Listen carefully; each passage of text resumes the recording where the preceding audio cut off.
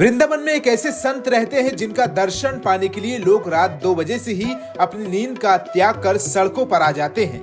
संत का नाम है प्रेमानंद महाराज।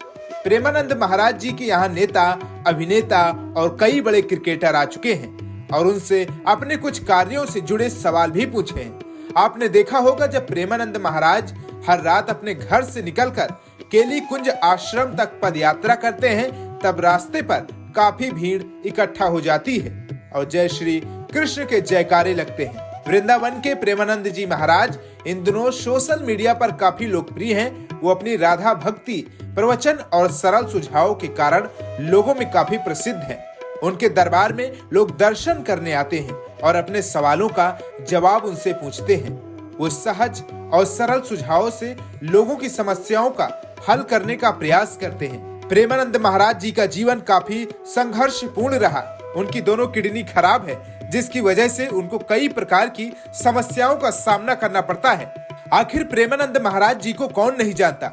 देश से लेकर विदेश तक के लोग वृंदावन के फेमस संत से मिलने पहुंचते हैं, जहां दूर दूर से लोग प्रेमानंद महाराज की तारीफ करते नहीं थकते। वहीं ब्रिज के संत प्रेमानंद महाराज जी की रात्रि पदयात्रा का विरोध हो रहा है।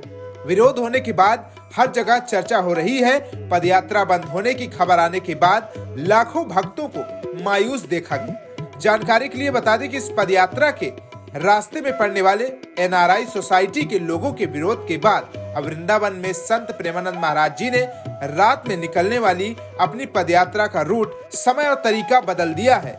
ऐसे में बागेश्वर धाम के धीरेन्द्र शास्त्री ने भी इस विरोध पर अपनी नाराजगी जताई है। धीरेन्द्र शास्त्री ने कहा कि ऐसे लोगों को वृंदावन छोड़ देना चाहिए। दरअसल जिस रास्ते से होकर प्रेमानंद महाराज जी की पदयात्रा गुजरती थी, वहां बड़ी संख्या में लोग उनके दर्शन के लिए जमा होते थे। पदयात्रा के समय उत्साही भक्त कई तरह के बैंड बाजे, आतिशबाजी और लाउड स्पीकर पर भजन चलाते थे। इस रास्ते में पड़ने वाली सोसाइटियों के लोगों ने इस शोरगुल से परेशान होकर अपना विरोध जताया। बता दें कि इस विरोध के बाद प्रेमानंद महाराज जी ने अपनी पदयात्रा को विरोध करने वाली सोसाइटी से दूर कर लिया है। हालांकि इस विरोध के बाद कुछ दुकानदारों ने बड़ा फैसला किया है। जैसे तैसे विवाद थमता हुआ नजर आ रहा था, लेकिन एनआरआई ग्रीन सोसाइटी के पास बनी दुकानों पर एक पोस्टर लगाए जाने के बाद फिर से इस विवाद ने लोगों के पदयात्रा के विरोध को लेकर चर्चा तेज हो गई है।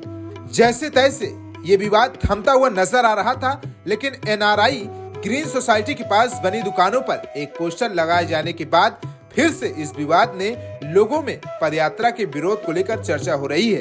2 दुकानों पर पोस्टर चस्पा किया गया है, जिसमें लिखा है कि एनआरआई ग्रीन वालों को यहाँ सामान नहीं मिलता है। Bureau report, state mirror.